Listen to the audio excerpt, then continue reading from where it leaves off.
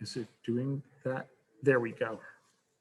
Okay, so I'm going to record this in case people are missing it and want to come or want to still vote. I got a message from a couple of people saying that they had to work. Okay, so let me do the formal one. Welcome, if the dean or Professor Fuller are online, alumni members, current members, and our new inductees for the 2020-2021 meeting of Tau Sigma Delta Honor Society. The Constitution of Tau Sigma Delta Honor Society is the only honor society nationally recognized in the field of architecture, landscape architecture, and the allied arts. The society is a member of the Association of College Honor Societies. This is a distinct honor and gives Tau Sigma Delta the same high ranking enjoyed by most distinguished honored societies in other educational fields. To meet the requirements for selection to Tau Sigma Delta, is an individual achievement. When the faculty and the grand chapter of Tau Sigma Delta confer the right to wear the key of Tau Sigma Delta, it becomes a distinction. The membership has the right to be proud of its accomplishments and the emblem that signifies scholastic and professional attainments. It's my pleasure to extend to you an invitation to membership in Tau Sigma Delta, the National Honor Society.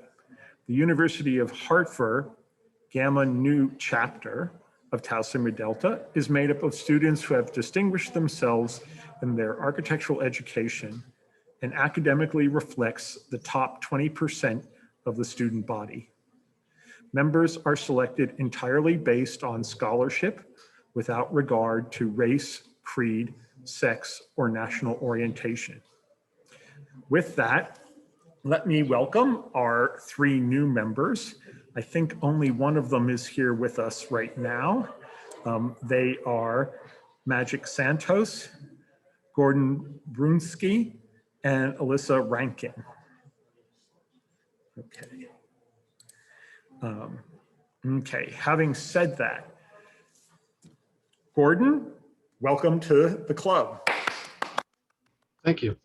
You know, normally we would have all the certificates and do the sort of handing out of certificates if we were at the luncheon. Hopefully we will be back there again. So having said that, allow me to explain a little bit about the medals and then we'll get on to the competition. So in 1969, Tau Sigma Delta Honor Society established an award for distinction known as the Tau Sigma Delta Medal. 3 medals were designated for 3 categories of recognition. The medals and categories of recognition are as follows. The gold medal. The gold medal is awarded by the grand chapter to a professional with a record of high distinction in design in the field of architecture, landscape architecture, or the allied arts. The selection is made by the grand chapter of the society, and the award is presented annually as part of the ACSA meeting, usually in Washington, DC. I can tell you that previous winners have been Bernard Toomey, trying to think, Zaha Hadid won before, a number of people as such. Okay. The silver medal is awarded by individual chapters of Tau Sigma Delta to a professional with a record of distinction in the design in the field of architecture, landscape architecture, or the allied arts. The selection is made by the membership of each chapter and is awarded at a place and time considered appropriate to each chapter. This year's professional awardee is Kermit Thompson. Last year's awardee was Robert Orr. Since we were not able to actually have our regular luncheon and award ceremony, they will be presented at the University Department of Architecture award ceremony on May 11th. You should be hearing about this from Seth, hopefully, but on May 11th, there'll be a remote award ceremony. So we'll give them the medals. Magic is here. Let us welcome Magic, one of our new members this year. Again, little applaud. Okay. Hey, how's it going? There we go. The bronze medal is awarded by the individual chapters of Tau Sigma Delta to students who have distinguished themselves in design in the field of architecture, landscape architecture, or the allied arts. The selection of the recipient is made by the student membership of each chapter, and it is awarded, in this case, May 11th, at an appropriate time for the chapter. Okay, so that's the official jargon. And so I see we have a few more members joining us, which is great. So what is going to happen today is, based on previous years, we decided to limit the presentations to 9 images presented and no more than 3 projects, so that we didn't have one person showing 12 things and somebody else showing 2 things. What I do say to everybody as we look at this is, please take into account that we have 3 nominees who are graduates, so they have additional years of experience, and we have 2 nominees who are undergraduates. I would also say that when doing this, you want to evaluate people based on the accomplishments within their degree program. You know, so I want people to understand that in the past, undergraduates have beat graduate students for this in this award because they were perceived to have outstanding design skills as an undergraduate as compared to the quality of the graduates. So I don't want the undergraduates to think that suddenly they are not competitive, but it is up to the members that are here to vote accordingly. Having said that, I really just organized everything alphabetically, and that would mean that Dania would go first. If you feel you're ready and you'd like to take over the stream, please show us your work. I mean, I guess I will. Let me pull it up really quick. You know, when it's really hard to get 3 projects into 9 slides. You don't have to show. You have to enable screen sharing. Oh, I'm sorry. I thought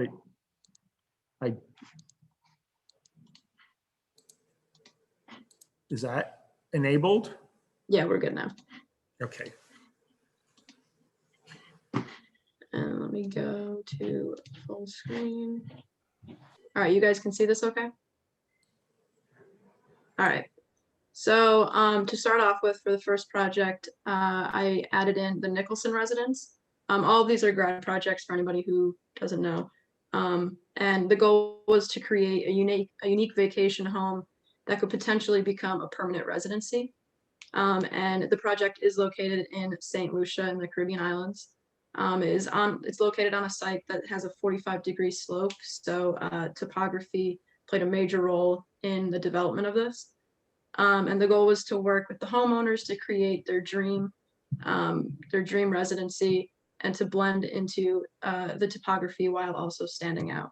So on the top left, you can see just a quick rendering of the entrance, and then below is that west elevation, just the same.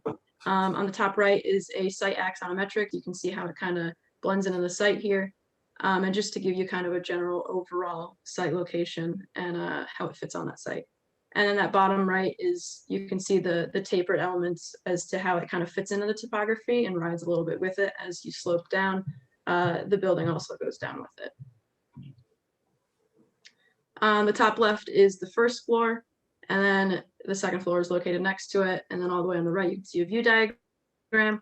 The project was, it's in St. Lucia, it's on the Caribbean islands. So like your #1 thing is you want to have all these beautiful views. And with that being said, the bedrooms were placed, all of them on the second floor. That includes the master and 3 bedrooms, so that they could get the ample amount of views needed to kind of enjoy the pitons down below. And then on the bottom, you can see that it included passive ventilation, which is actually something that the resident wanted. It was one of their main goals, was to have kind of cross ventilation and to take advantage of the winds on the site. And so you can see that the cross ventilation is through the entire upstairs to cool down those bedrooms. And then here are just some renderings. The top left is the master bedroom. In the middle on the top is one of the guest bedrooms. All of them pretty much look the same. All the way on the top right is the entrance that you saw before, but this is a day rendering of it. The bottom left is the kitchen, living room, dining. It's an open floor plan. They're extremely family oriented, and they wanted to have something that was open to kind of have, you know, family in the dining room, family in the living room, and all that good stuff. And then in the middle, on the bottom, you can see behind the bookshelves is actually a secret entrance into a music and a library. The residents wanted a place to kind of escape, to read their books or to kind of get away and play some music. So it is an acoustical paneled room to kind of get away and hide out from the rest of the family. And then that bottom right is the outdoor living space to look out over the ocean. And then the second project that I added was the Phillips Metropolitan CME Church Campus Apartments. We worked the pasture on north end of Hartford, Connecticut. And he wanted to have an apartment complex that was located just beside the church to kind of to create a space for community to come in together, and to a place to like form growth and to have healthy living. The building provides healthy and sustainability living, and brings spaces for people to kind of bring together and be creative in other ways that typically are not seen in apartment buildings. And the goal was to create a modern building that blended in with the area while addressing occupancy, code, structure, and egress considerations in depth. And so on the top left, you can see a general site plan of where the building's located.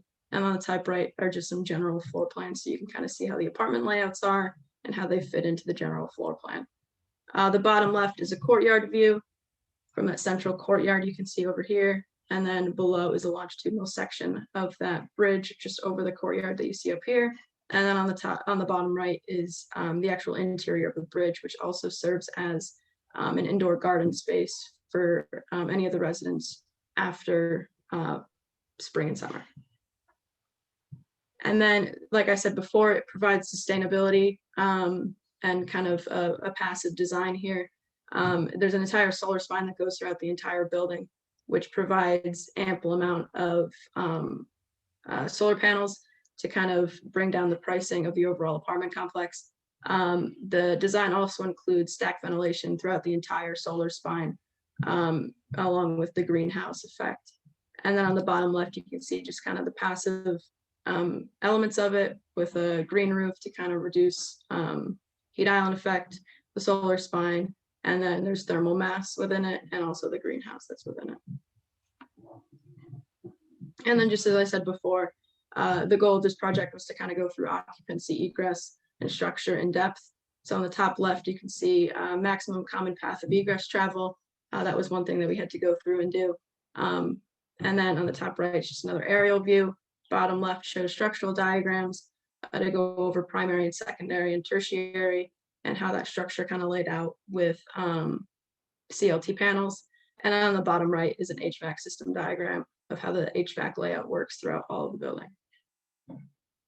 And then lastly, the third project is my thesis, which was super hard to get into 3 slides, but I did it just for you, Ted. And this is the Isle of Wight Environmental Center. It's located in the Isle of Wight in Maryland.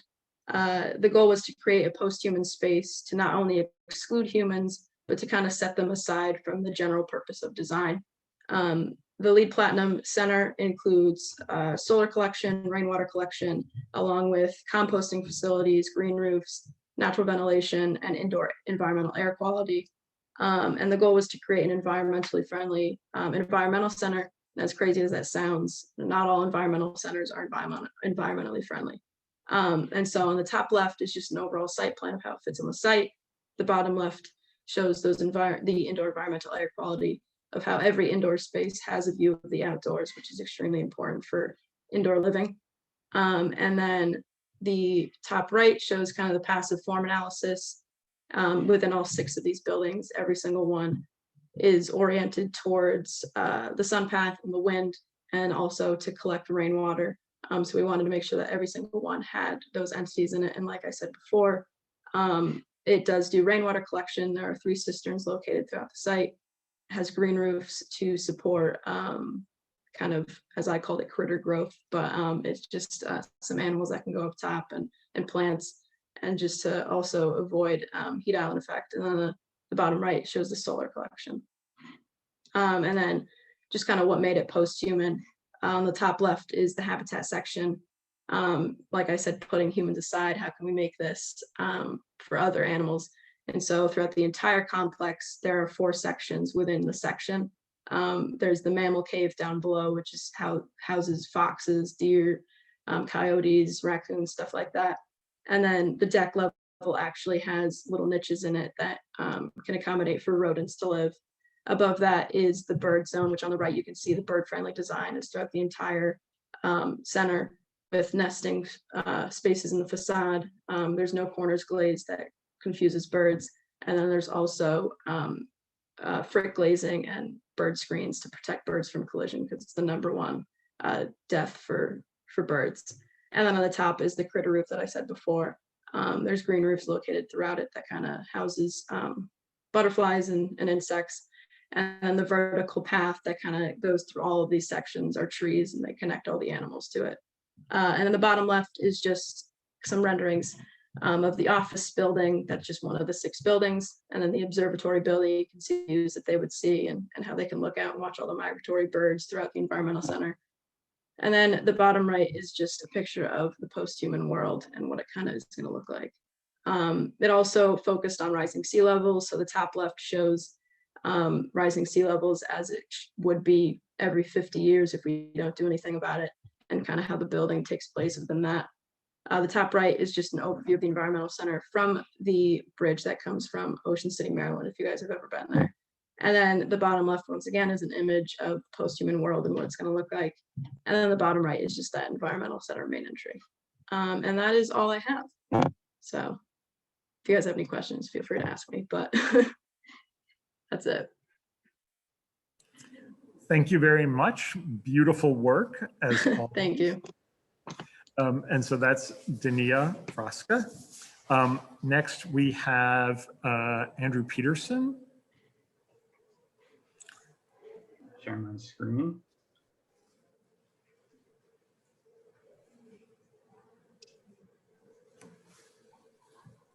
All right, can everyone see this? Awesome. So I'll start. Hello, everyone. My name is Andrew Peterson. I'm a graduating graduate student. I wanted to start off by saying I'm just honored to be a nominee for this Bronze Medal Award. I started coming to these when I was a freshman 4 years ago, and it was interesting to see what everyone graduating was working on. So I'm thrilled this time around to be able to share with everyone my work. So when I was coming into this, I was thinking about the award and what it was given to. So presumably it would be given to a student who's a good designer, and that kind of had me thinking. It begs the question, well, what is good design? Is it me just showing you a bunch of pretty images, or is it me showing you a bunch of drawings that are kind of just aesthetically pleasing? So I'd like to point out a quote. It's often underrated. It's good design is apparent, but great design is transparent. I've always personally felt that an aesthetically appealing building is apparent in its design. And that might make it a good design, but it's always been more about what's transparent. It separates good from great. And as a young designer, I feel that sometimes we may tend to overlook what's really important in design and sacrifice for aesthetics. So today I've selected to present 3 of my projects that I feel that I've applied this kind of narrative and idea to. So the first project here is a design for a research facility in the ruins of Pompeii in Naples, Italy. And this is a primarily private building designed to help improve artifact research for the ruins. In this first image, it is you look at it and you may think, oh, it's a nice building. It's got exposed wood structure, good contrast of fenestration, indicating public and private. There's actually tremendous meaning behind its appearance, and everything about this design was inspired by the history and the ruins of Pompeii. So I wanted my building to be contemporary building, but I also wanted it to have that sense of belonging. The organization was inspired by the central atrium, which was a feature of almost all buildings in the ancient city. You can see in the diagram right here in the middle, it's a plan of a home in Pompeii versus the plan of my building. And you can see how this starts to fit the narrative of belonging in this design. And furthermore, the structure and roofs, pitched roofs were informed by precedents in Pompeii. So, you notice the similarity between these images on the bottom, and you notice you see them in this rendering right here to the right, which is an interior rendering of my design. And you start to get this more subtle sense of belonging in this design, which kind of goes back to what I was saying earlier. This very well could have been a nice looking lab in Pompeii, but and that would make it a good design. But in my opinion, it is that deeper meaning kind of idea that turns it into something more than just a good design. And in my next slide, I only kind of continue adding more of that transparent meaning to the building. So, obviously during the time of Pompeii, they didn't have electricity or power. So I felt that making this building have as minimal impact on the environment as I could would help really tie this building into its historical context. So here's some diagrams I put together kind of showing how the building manages energy and water. And, like I was saying before, you could look at these and say, oh yeah, those are cool looking diagrams. But, it's more about the meaning behind them and how they kind of came to be that's important. So here's my next project. When I was looking through my portfolio, I'm trying to look for, projects that I really thought fit this narrative of a great design. I came across this one, which was one I felt like I never really had the opportunity to truly present. So I'm excited to share this one with everyone. This is a mosque in Florence, Italy. It was designed to help the Islamic communities in the area overcome social difficulties of cultural integration in Florence. Designing a mosque, it's a place of worship, and it means creating a landmark while also giving substance to the culture of the community. And this was a really unique project, as it let me really express myself as a designer. So I wanted my mosque to have meaning in its placement, just like what I was talking about earlier. Being that this is a very spiritual place, it is important that there is that meaning and connection to its location. So I had this concept where I could take the idea of proportion and harmony, analyze both their meanings in relation to the context of the mosque, and turn it into this physical and metaphorical design. If we understand proportion as this term that is about uniting elements to create a whole, and harmony starts to become this sense of belonging, we can put them together to create a community. And it's kind of what you're seeing right at the top right, how this concept kind of came to be and how it formed the shape of this building. And by doing this, it starts to add that deeper meaning to the project and helps it become really a beacon of cultural integration for the mosque. And over at the bottom right, you can see some images of it sitting in Florence. They're sitting right on this road right here, the Via dei Martiri, which is a road that takes you straight to the Duomo. So what I did here was frame the minaret to really have that part stand out as a symbol. So being that this is a mosque, in the middle of Florence, Italy, I needed to make sure that the building could be an icon while also respecting the history of the city, right? The height of the minaret serves as this landmark, unique to the city, while also understanding its height in relation to other important buildings in Florence. You can see its height in relation to the Duomo, in relation to local church, Santa Maria Novella, and then just your typical 4-story row house. So it starts to fit into something like this could fit into the hierarchy of the city. It's very respectful of its surroundings. And I believe in doing all of this, it really gave the mosque that hidden meaning, and turns it into this very thoughtful and delicate design. Here on the right are some images of the interior. To the left, where I was saying before, respecting the site. critical regionalism through site datum, analyzing kind of how the surrounding context looks. And, obviously your building doesn't have to look just like the building next to it, but it's respectful of the building next to it is what I would say. And this brings me to my my last project, which, Denis had mentioned to it. It is hard to fit a whole thesis project in 3 slides, but I'll give you guys the quick version of it. So over the 3 next slides, I'll share some of my work from my master's thesis and how I try to still apply this deeper meaning to my work. So my thesis is about how virtual reality can enfranchise design decisions in architecture. It was more of a research-based project rather than I get a typology and I just do a project based on that, like a normal architecture project you might receive. And basically, I wanted to see how VR could impact non-architects' perception of what we show them. You work with the client and you show them plans, sections, elevations, maybe some images, but it's easy for the architect to understand what you're showing, but what is it in their eyes, right? What is it in the client's eyes? What do they see? And I ended up working with 2 real clients to design them homes. The only difference was with one of them, I used VR, a part of the design process. And with the other, I did not. They both got the same exact presentation and services, but the only difference was one of the clients at the very end, we looked at it all in virtual reality. So in these images, you can see the process behind it. Typically you might show your clients, like I was saying, some plans, some elevations, some renderings. Like you see this one in the center left. That's like a well-furnished rendering that you might show one of your clients one day if you're working as an architect or a designer. But a question comes up when you ask yourself, is the client truly understanding what they are seeing? For us, we're architects, we know that stuff in and out. But it's also important to remember that we do not design for ourselves. We design for the people. And at the end of the day, I do not have to live in this home, right? But my client does have to live in this home. It's his home. So what I allowed him to do was experience the entire design process just in a traditional way where I show him plans and images. And then towards the end of every meeting, I let him put on a VR headset so he could experience each part of the design phase from conceptual to final with VR. So I could analyze how and if this could improve this relationship between the client and the architect.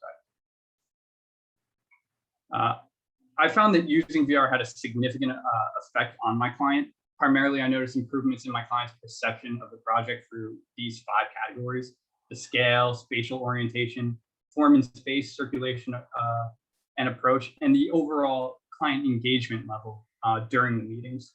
Take, for example, the images to the right. My client, without VR, thought that if you look at the image on the top, thought that the room had too much light coming into it. Until I put the VR headset on him, he didn't change his mind. But when I put it on, he changed his mind and said, oh, there's actually not enough light in that room. And I think some things could change. I think this and this could change. So he's starting to, he ended up wanting more windows, actually, which is pretty funny. So you could see how VR just gave him this totally different perception, something he would have never realized had he never put that headset on. And I have tons of examples from each of these categories demonstrating how VR has changed his mind. In the end, I strongly believe that he got a design that he would be more pleased with compared to a design that we wouldn't have used VR in. And going back to what the theme is kind of this presentation, whether or not I use VR, I would have still designed a nice looking house for him. And you might look at some of these images and say, and think that too, like, oh, these are some nice images. But it is more about, how the user experiences it and what it means to them. Every design decision made that was made for this project was unique to him. And the feeling that invokes on him is transparent to everyone else. So using VR really helped increase that, that level of satisfaction there for my client. This is a very short version of this thesis, so if anyone is ever more curious about it, the book will hopefully be done on Friday, and I'd love to share it with anyone interested on the topic. And then to end off, I guess I'll end off with a little bit of maybe advice from me now that I'll be graduating and gone. My advice to everyone is kind of to really think about that hidden or deeper meaning behind your projects. So often I feel you look at these grand renderings, you think to yourselves, wow, that's so cool. That's such a great design. but you know, and it may be a good design, but when it comes down to what's good versus what's great, I don't think just aesthetics could possibly do that. So a building is more than just a sculpture. It should mean something. And that's my presentation. Thank you. Okay, thank you, Andrew. And next up, we have Alex Toth. That is me. Hello, everybody.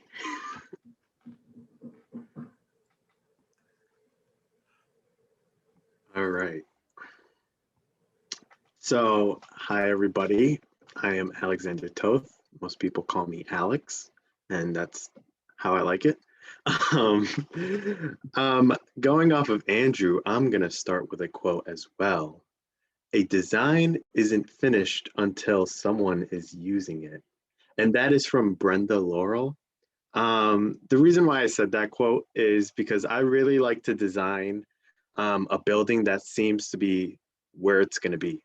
Like, I agree with Andrew when he says a design that has all these odd shapes and everything, but doesn't serve as a function to its place.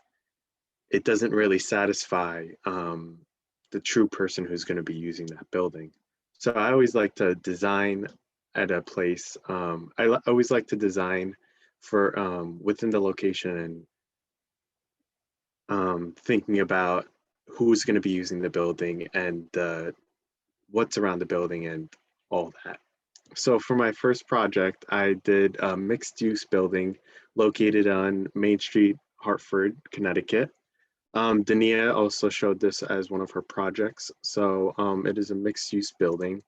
It serves as a restaurant, a grocery store, and an apartment complex with an atrium connecting both sides of the building together. So as my concept, you can see I started off with two rectangular bases and then a form coming between the middle of them, bringing them together and connecting the space, and then giving a slant to that roof and then pushing the buildings to the side. So by programming, sorry, this is really bright. My programming just shows the housing units, the grocery store, and the restaurant is red. The housing units is green, my egress is blue, and then the atrium is pink. And then my scale related to the site itself, you can see on Main Street, I try to, with the adjacent buildings on the side, I try to create a sense of scale so the building doesn't seem out of place. And then the whole point of this project was to accumulate the church with the town itself and how it could play a role with the proposed building. So I figured by doing so, I can make this atrium as a center mark for the building itself and create this view from the atrium to the church where both sides are welcoming to enter. For sustainable features, there is much thought of a, sorry, excuse me. There is much thought that went into it.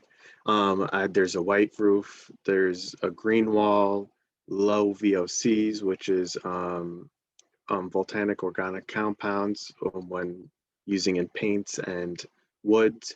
There's high efficiency solar panels, LED fixtures, green planters, and external shading and bike storage.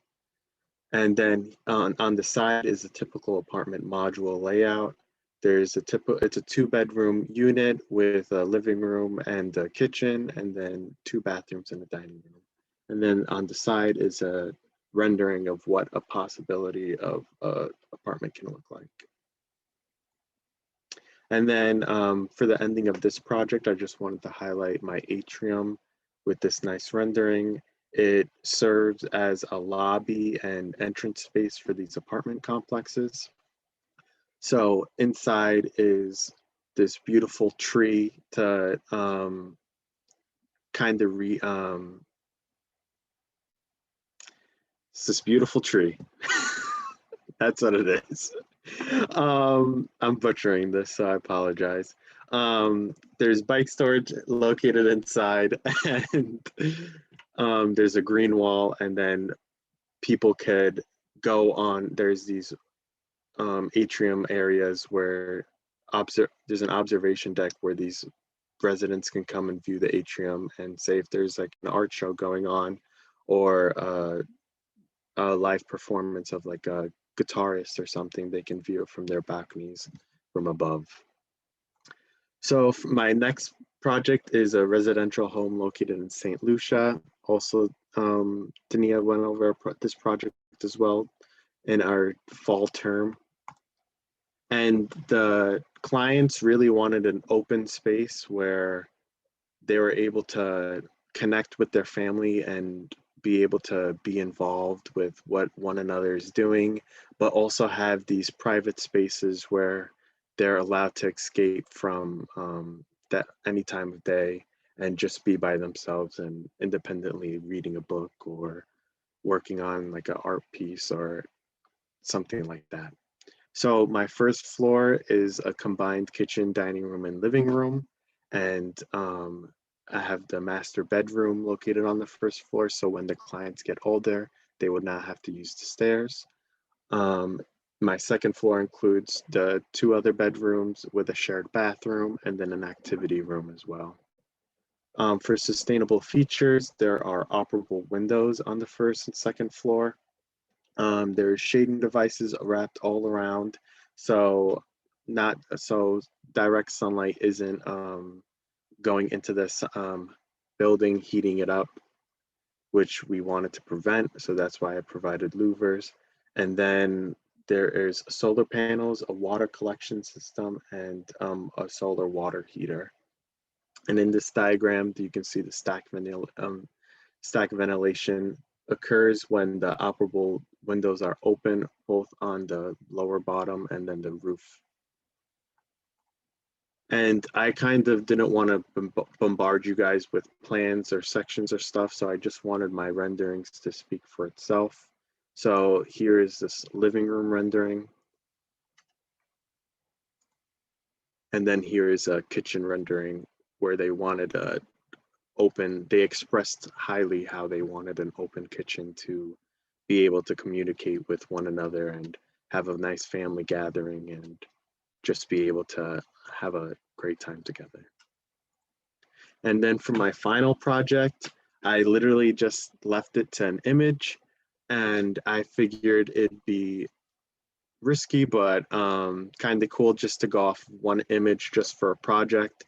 This is a mixed-use building in Middletown, Connecticut. This is a project we did in the summer term. And the problem for this project was how to incorporate a gay bar, a comic museum, and a handicapped hotel into one building. By doing so, I decided to incorporate the adjacent buildings into the design itself. As you can see to the right of the building, that white line goes very well with the balconies, so it's not too flashy or out of doesn't look like it belongs there.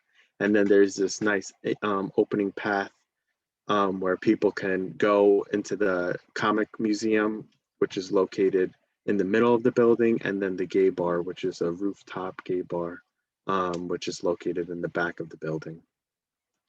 And ending it off, I guess I just wanted to say thank you for all the professors and teachers who helped me during my graduate course and my hard time that I had endured, that many of you know. And thank you for listening to my presentation.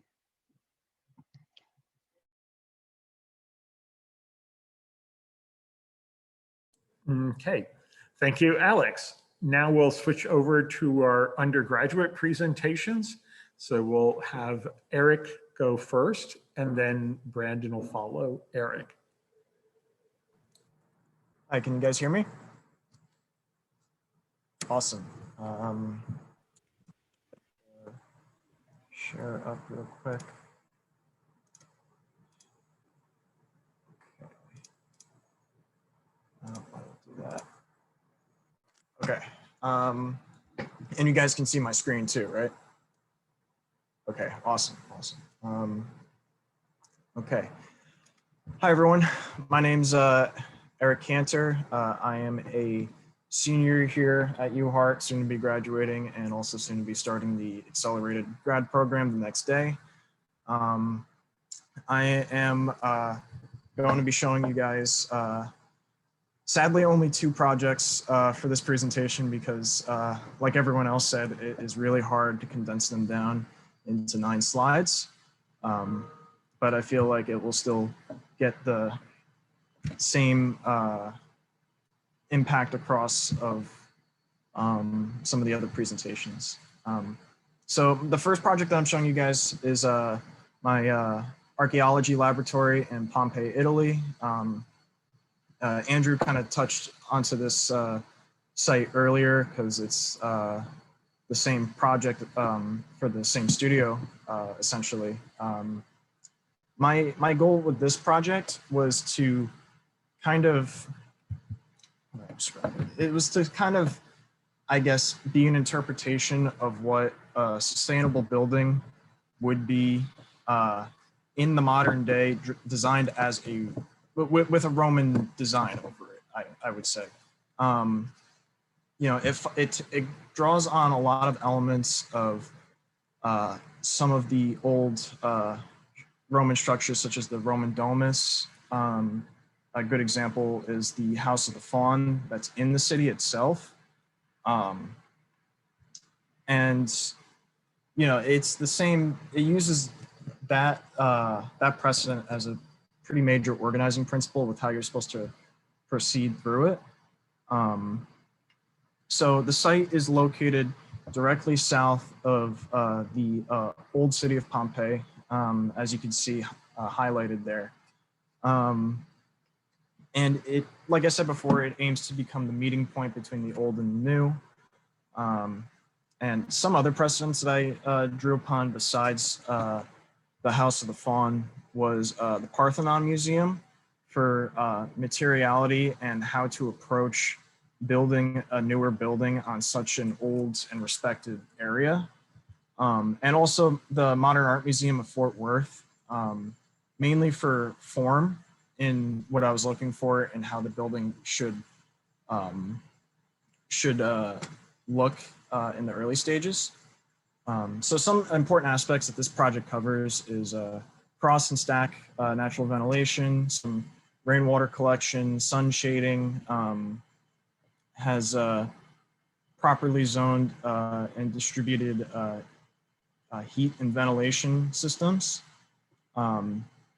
And it's also constructed with renewable and recycled materials as well as using a lot of the collected rainwater to make low flow toilet fixtures function.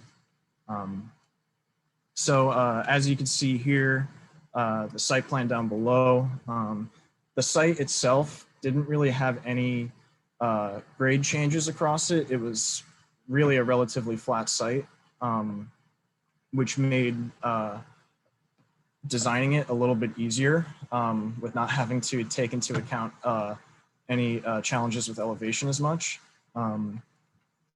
However, that doesn't mean that the landscaping can't be complicated in some way. With that being said, my main concept with the concept diagram that I have up in the top right there, I overlaid the plan of the House of the Faun over my plan to kind of figure out how I wanted to organize the building. And you essentially proceed through the building like you would one of those old Roman houses. Essentially, you start in an entrance hall, transitioning to an atrium type space. And then once you get past the atrium spaces, you get more to the private side of the building, where a lot of the offices and actual labs are for excavation. So for this project, I did 2 separate heating and cooling systems. I did one system for the atrium space and one for the labs and offices, as well as the conference room. It just seemed logical at the time for figuring out how to divide these spaces up and trying to lay them out in an efficient manner. And all of the mechanical systems that would be used to have the heating operate is all in the basement.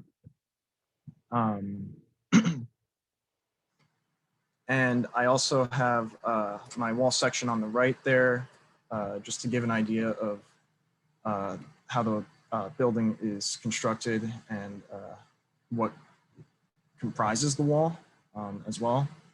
The building is mainly concrete to kind of match some of the original materiality that a lot of old Roman buildings had. And another sustainable aspect that I really focused on was natural ventilation. Was really one of the driving principles for my selected orientation of the building on the site itself. You know, I wanted air to really be able to flow through all of the spaces on the interior, similar to how they would on the exterior. And in my analysis, I concluded that this was the best way to orient the building on the site. So as you can see in my sections down below, the way that the building is oriented allows airflow from the south side of the site through the narrow part of the building to exit out on the other side. The air will be able to pass, come in from the south, pass over the garden area, and then flow through the opening doors on the south side of the building to allow it to come through, and also through the west side of the building as well. Similar thing takes place coming through the atrium and down the hall. For my second project that I wanted to show, this was a project that I had done last semester in the fall. It is a boutique hotel in Hartford, right here in Hartford, getting more closer to North Hartford a little bit. It's right on Main Street, right by that intersection that has 5 streets coming into it. A lot of the people in my class know the site I'm talking about, but it's directly north of I-84. This site, with this project, the goal was to kind of create a unique hotel experience for people that are looking to come to Hartford and stay in town for any reason, while also respecting the historical boundaries of these 2 important historical buildings that are on the site.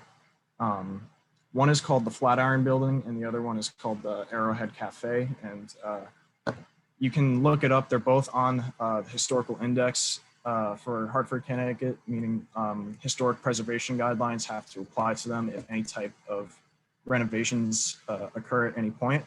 So this project completely respects those renovations and makes sure that the historic integrity of those buildings is not compromised in any way, based off of the historical guidelines set here in Connecticut. So my goal with this project was to start was to identify a guest profile and the type of guest that I wanted to cater to at the time. That being said, Hartford being a pretty big business city and pretty big business clientele in general, I decided to model my hotel after a Yotel type style establishment, which if you guys don't know what a Yotel is, they specialize in a lot of short stay locations, short-term stay locations and setups where people only stay for a few nights, and the rooms are relatively small. And they mainly cater to business clientele, but they have a lot of activities associated with them, and they're a pretty unique stay in general. So that's what I tried to base this project off of, while also being sustainable as well, keeping that in mind. So this slide kind of shows off the main bulk of the floor plans. One thing that I really tried to focus on when I was organizing the spaces in this project was respecting the existing buildings and making sure that you know where they are in that regards, and also to kind of create an ease of circulation throughout the spaces. So I have these two major atrium spaces that connect into one on the south side, and I wanted to make sure that circulation can easily pass through those spaces, and it creates a unique experience. And so you can basically run a circuit throughout the entirety of this project if you really wanted to on all the floors, which was a main goal of mine. Moving on from that, these are just the last couple of floors with some renderings and some sections that I did for this project. One of the main things that I would like to point out here is I also kind of wanted this focus, one of the focuses of this project to, like I said before, focus on preservation and really embrace that. And so it almost, my atriums almost act as a display case for the existing facades that are associated with these buildings. So there were minimal changes to the existing faces of the buildings on the site, such as the Flatiron building in the bottom left. And so essentially what was an exterior wall has been converted and renovated into an interior wall, with a lot of the old exterior elements still being preserved on the inside. And I really wanted that to be a main focus of this building. And you can see all of the elements of all the former exterior elements as you're passing by on one of the bridges in the atrium in detail. So like I said before, this project completely focuses on the historic preservation guidelines and meets all of those requirements, such as new additions being built right up against an existing historic building must be connected by a recessed part. It can't be the most dominant feature in the facade as the connector, so it has to be recessed from that front facade. And as well as any floors that were added on top are properly recessed so that the original materials of that existing building are still the most dominant feature in the elevation. So keeping that in mind, that kind of segues into my choice of materiality for the building, which I mainly went with masonry construction to respect that historical fabric. And I also didn't just stay with one type of masonry, like the existing buildings just have red brick. I went with 3 different types of bricks to kind of help designate the spaces of the buildings and of the building itself. With white brick representing the main public spaces, red brick representing the old spaces, the old spaces and those existing facades that are present, and as well as gray brick to represent the new additions and where some of the newer hotel rooms are. And then along with that, I also did a pretty thorough energy modeling and daylighting analysis for this project with Professor Holmes. And I had gone through a bunch of different trials of different methods to really make the building more energy efficient and, to really let in a lot of light into all of the spaces to make sure that, artificial light is not on all the time. And, it's really hard with a building like this because a hotel mainly has to be running 24 hours a day. And, that could be quite costly in some respects. So I'm glad that this was the project that I decided to do this type of analysis with. But this project almost meets LEED guidelines for standard daylight autonomy and annual sunlight exposure. Based on the time that I had, if I had a little bit more time, I probably could have gotten it to fully meet the guidelines, but it comes really close. But there's a lot of, shading elements applied to the facades to kind of help mitigate that, the amount of light that's coming in. And there's also certain elements of, such as solar panels on the atrium roof to kind of help also mitigate the energy costs that might be associated with the building. Yeah, that's my presentation. Thank you, everyone. Okay, thank you, Eric. And our last nominee is Brandon Fuentes. So Brandon, if you want to take over. Can you guys hear me? Yep. Perfect. Screen.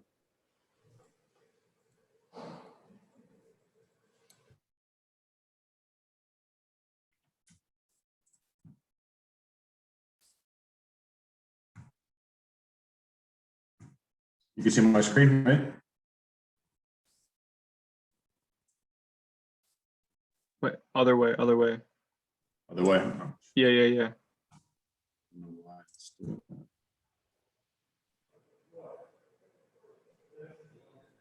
One second.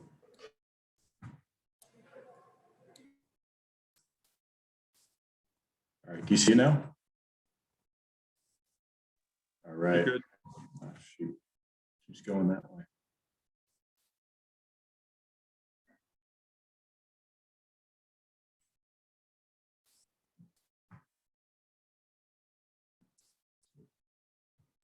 I apologize. Trying to figure this out. If you just hit the display settings, I think you can change it to presenter view when you hit from beginning. Let's see. The little middle drop down at the top left, the display settings, I think you could switch it that way.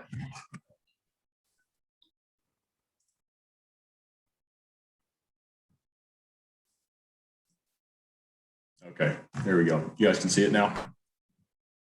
All right, perfect. All right, how's it going, everyone? My name is Brandon Fuentes, and I will be showcasing two projects today. The first being Pompeii Archaeology, and the second being the Palisade Hotel. And I will be nominating myself for the Tau Sigma Delta Bronze Award. So I am also a graduating senior this semester, starting the advanced MArch track, as well as Eric. So this Pompeii Archaeology was part of a study abroad studio in Florence, Italy, taught by Professor Ted Sart. And this project went on to win the Student Design Award of Merit from the Connecticut Green Building Society. So Pompeii Archaeology is an archaeology research lab located on the western side of Pompeii, which preserves and showcases previous artifacts while providing the opportunity for local study, analysis, and storage of newly found artifacts. So the overall concept of this design is to blend the archaeology lab in with the ruins to connect the lab more with the artifacts of Pompeii while providing a threshold to the past. So in this design, I'm utilizing sustainable systems, design methods, and materials, creating a very sustainable design, meeting LEED Gold standards, and ultimately lowering the carbon footprint of this famous ancient city. So before conceptual design, I went into research about Roman bathhouses in Pompeii. And I wanted to know what these bathhouses were about, what kind of spaces were in these bathhouses, how they got their water, how they heated their spaces, how they heated their water, and how they got rid of excess heat in these concrete structures. So what I found was that they got their water from nearby hills through aqueducts and coming in through a series of lines terminating at fountains, other bathhouses in Pompeii, or upper class residencies in Pompeii.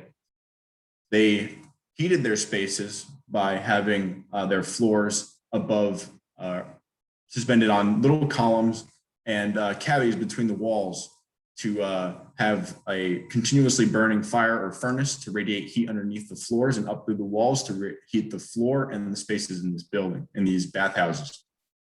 And what I also found interesting was that they used some sort of stack ventilation to get rid of excess heat within these bathhouses. So then that led me to program analysis in this building, what I really needed in this building to make it a functional research facility. So the first was the atrium, which is the main entrance and main circulation of the building. Then we have the labs and research offices on the left side of the building, then the artifacts and historical spaces on the right, as well as egress, mechanical, and service corridor towards the rear of the building. And what this service corridor does is provides ease of access for artifacts to come into the labs or in the artifact storage or just generic service for the building without impeding on the circulation of the building. And on the right, we have the proposed site area, site location with existing site pictures from when I was able to visit Pompeii myself and really get an idea of what this site's all about, and the proposed site plan on the bottom with the Pompeii archaeology and existing topography. So going back to my research and how they utilize radiant methods to warm their water and heat their spaces, I thought that radiant flooring was the best option for this building to heat the spaces. So this is a basic supply and return system utilizing a ground source heat pump in 3 zones that can be changed accordingly based on the uses of the spaces. So in the wintertime, the ground retains its heat, so the water will be sent down to geothermal wells to be warmed up to about 55 to 60 degrees Fahrenheit to come up to the heat pump, and then it will work minimally to warm up the water that to make it suitable to run through these radiant flooring pipes. Now, once the water runs through the radiant flooring pipes, the thermal mass of the floor slabs will absorb this radiant heat, then the water will come back and restart the cycle over again. Another initiative that I utilized was radiant ceiling panels, which is a cooling method for the summertime, utilizing the same system, and it would just be reversed. So the water would go down to the geothermal wells, and in the earth, it's a lot more cooler than above grade in the summertime. So the water will be coming up again at 55 to 60 degrees Fahrenheit, and then it would bypass the heat pump and be pumped straight up to the radiant ceiling panels for cooling initiatives in the building. Now, it makes sense to have radiant flooring as heat because heat rises in spaces, and radiant ceiling panels for cooling because cold air drops downward. So I already noted that I utilize ground source heat pump, but some other systems and methods that I utilize in this project are stack ventilation in the research offices and the adjacent spaces, utilizing a band of curtain system on either side of the building. Water collection from the reservoir layer on the green roof to supply things like toilets, sinks, and the micro drip irrigation system utilized by the traditional Italian garden on the roof. And the excess water is stored in a water collection tank in the storage corridor behind the building. Also is stored solar glass, which is a transparent pane of glass utilized in all of the curtain systems, and it absorbs solar energy to be running most of the building. And the bottom left diagram shows exterior shading elements to allow for passive solar heat gain, close them to limit that gain, or partially open to have diffuse lighting come into the offices. So this is an exploded axonometric, really giving you an idea of what the first, second, and rooftop levels of this building are about, with some attached renderings for different spaces. So on the bottom left is the entrance to Pompeii archaeology. The next one up is one of the research labs, then the research office. The top 2 are the Italian gardens. Then we go into the lecture hall, archaeological library, archives room, and then the showcase room for the artifacts. And these are some of my wall sections, really looking at how this building is constructed on the south and west sides of the building. And in terms of the exterior terraces and the recessed glazing areas, it is a precast concrete slab connected to the floor slab by a slab bolt with a bituminous expansion joint between the two to allow that precast concrete to expand and contract without cracking. In terms of the sustainable wall construction, I'm utilizing hempcrete CMU due to its higher R values and limiting the amount of rigid insulation utilized in the project. Triple pane glazing to increase R values for the glazing in the project. Different layers of the green roof for the reservoir layer for water collection, as well as initiatives for flashing to prevent leakages from drainage to freeze and potentially crack the footing, and different initiatives to ultimately have this wall constructed successfully. So these are some project metrics I did along on this project. On the left side are some systems and methods utilized to achieve or strive for LEED Gold certification. I noted some of them, but some that I did not state were sustainable program distribution, where spaces would be used and not used at different times to save energy. Let's see, low water usage throughout the building for low flush toilets and low running sinks, as well as utilizing lightweight sustainable materials throughout the project. So what I wanted to do through these metrics was I wanted to look at the total cooling load in this building and really back what I'm trying to go for in terms of LEED Gold certification. So first I looked at heat gain through roof and walls, utilizing their R and U values to get a total heat gain between the two. Then I looked at heat gain from occupants, lighting, and equipment to get 3 numbers from those 3 areas. Then I looked at heat gain through glass from the south side and west side, looking at non-shaded areas as well as shaded areas, coming up to total heat gain for the glass. Then I looked at heat loss, walls, roof, and glass with their R values and U values to come up with the total heat loss for those 3.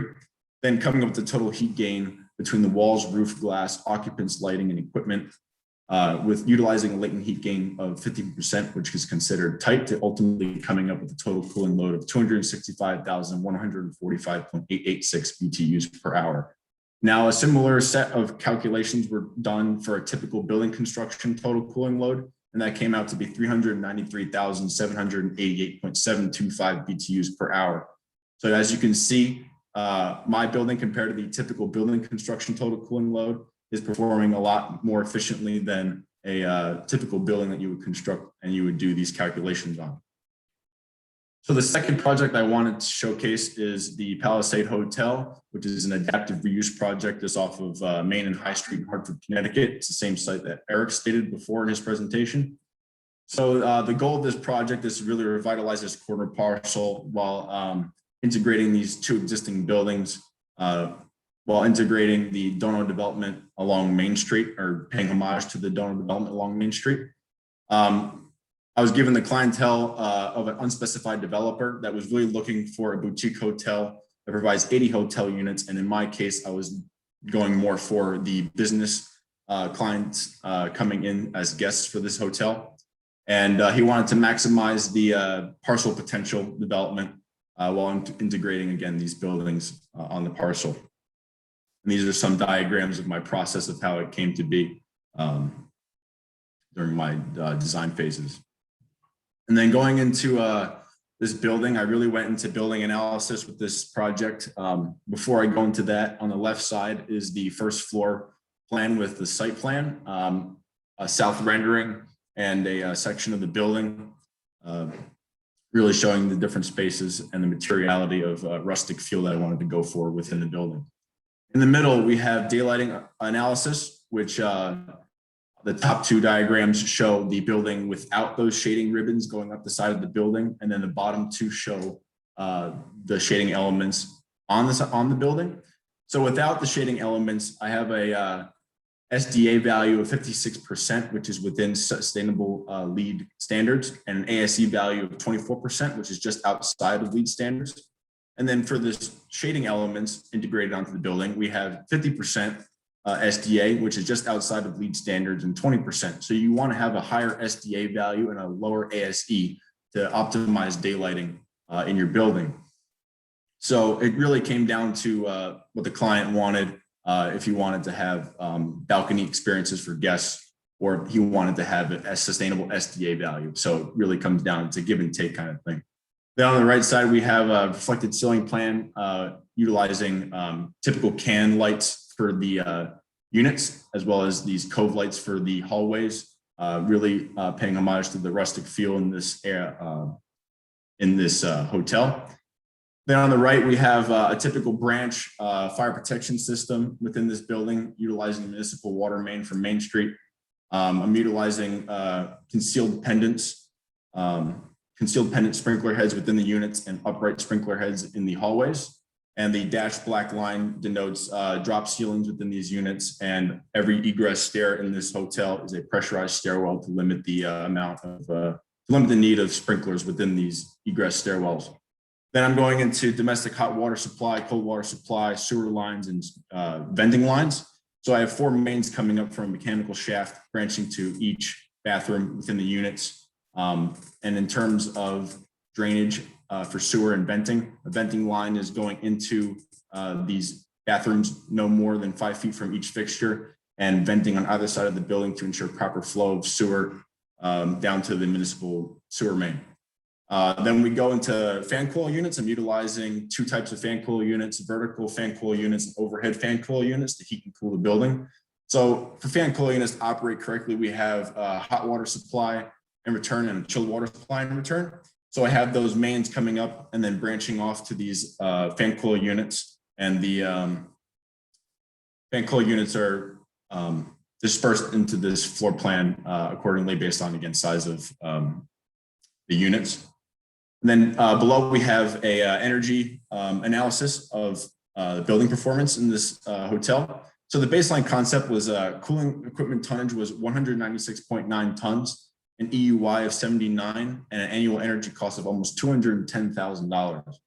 So while analyzing this building with different design initiatives, I came up with the combination of integrating those shades, changing the set point temperatures, increasing RNU values and natural ventilation within this building to decrease the cooling equipment tonnage by 52%, decrease the EUI by 32%, and the annual energy cost by 31%. And this provides the client with a efficiently running building, as well as not breaking the bank per year. And then on the right, we have a envelope performance analysis with utilizing continuous rigid insulation. And as you can see, there's a uniform temperature difference between the interior and exterior in the envelope, meaning that there is no thermal bridging, and utilizing rigid insulation is better than utilizing stud insulation because of the thermal bridging through the studs. But this is really showing you that it is a uniform temperature throughout the envelope, and it's operating efficiently as it should, and really shows that and backs that this hotel is efficiently ran accordingly. I thank you guys for your consideration for the Tau Sigma Delta Bronze Award, and I am happy to answer any questions you may have on these 2 projects. Thank you so much. We do have a few minutes left. We can open it up if anybody has any questions for the nominees as such. What I will be doing is I'll be sending around a doodle voting to all the members. We are recording this. Like I said, there's a couple of people who want to watch it, but because they had work obligations or class obligations, they couldn't stay and participate. So we'll give them a chance to also review the presentations privately, and that I'll send the doodle around tomorrow, kind of thing. Other than that, some very nice work, some new projects that I've never seen before, and so that's always exciting, kind of thing. I don't know if anybody has any questions for the nominees or general comments. Fantastic job, everybody. I missed the last year's Tau Sigma Delta, so I'm not comparing you to last year's, but I'm definitely impressed with everything that I saw. Thank you. Thank you for stepping up, and congratulations to whoever ends up winning it. Okay. Again, the one thing I do want to remind everybody is with regards to the undergraduate students, please take into consideration that they are undergraduates compared to the graduate students as such. So when you're making your decision, please take that into consideration. Tim did express, well, why are there not 2 awards, one for each. And unfortunately, the national organization only allows us to give 1 award per year as such. Okay. Any other general questions maybe about the Honor Society? There's not a lot that we actually do other than and we are the Honor Society. But it is an honor just to even be a member. And again, you are a member for life as such. And so definitely, you might not hear much about it, but you can be very proud of being in the organization in the first place. Have been a member for years. Tim is a member. Both Tims are members, kind of thing. I thought maybe Seth and Mike Crosby would be here because they're also members, but yeah. Well, there was no buffet or I know. coffee. I know. I feel so bad. We usually have this like really nice luncheon and everybody kind of sits around. The camaraderie is there. Sun is shining. The dean comes over and says a few words, and everybody shows up because there's a free meal. But next year kind of thing. And those of you that are graduates who are leaving, you just have to come back again. Come back and visit. It'll be in person. There's going to be like a remote link in.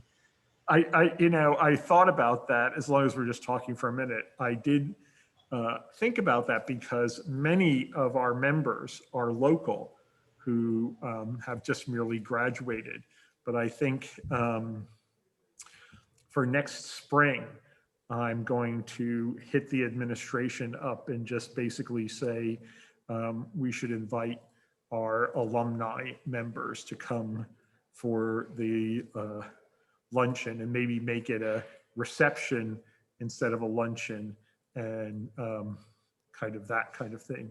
So that allows some of the professionals and so forth who are still members to come and join us. Okay. Before we end, I just wanted to say congratulations to everyone. Dinian, Andrew, Brandon, and Eric. You will give us a kind of a tough time to choose a winner. So I just wanted to say you all did extremely well, exceptionally well. So somebody must take the award. And if you don't have it, it doesn't mean that you are a weak candidate. We just have very strong candidates. Someone, at the end of the day, one person will take it. I enjoy all your presentations. Thank you so much. It's been an honor. And I'm so glad that I've taught all of you, the 4 presenters today. So it is so refreshing to see your work and high quality work. And like what Ted said, I remember when I got my award, is it on 2017? We had a very good party, very good time. I wish we could rewind time and have another one. Hopefully we can do that next year. So I can't wait to get back to normal life. So, but I just want to say congratulations. Well, I was also mentioning to some of the students that are here in the studio right now that I can remember when some of you were freshmen and sophomores and really kind of just getting started. And there's an old adage, which is, you know that you've succeeded when you finally surpass your instructor. And many of you produce work that I could not produce if my life depended on it. And so in that case, many of you have surpassed me, certainly. I don't know about the rest of the faculty, but definitely the profession is in very good hands, kind of thing. Have a good night, everybody. Okay, having said that, we're gonna close this year's spring meeting. Like I said, I will send around the doodle voting tomorrow because I'll allow people to watch the video if they want to as such. And we will be handing out, as part of the May 11th Department Award Ceremony, we'll be recognizing those individuals as such. But very strong candidates as always. Please take some time and consider. And yeah, and I'll make an announcement via email as soon as the voting is completed. Okay. Thank you all for attending and have a good evening. Thank you. Congratulations. Alex, congratulations. I remember I didn't mention your name. Congratulations. It's okay. Thank you, guys. Thanks. Thank you. Thank you so much. Thank you. Appreciate it. Thank you so much.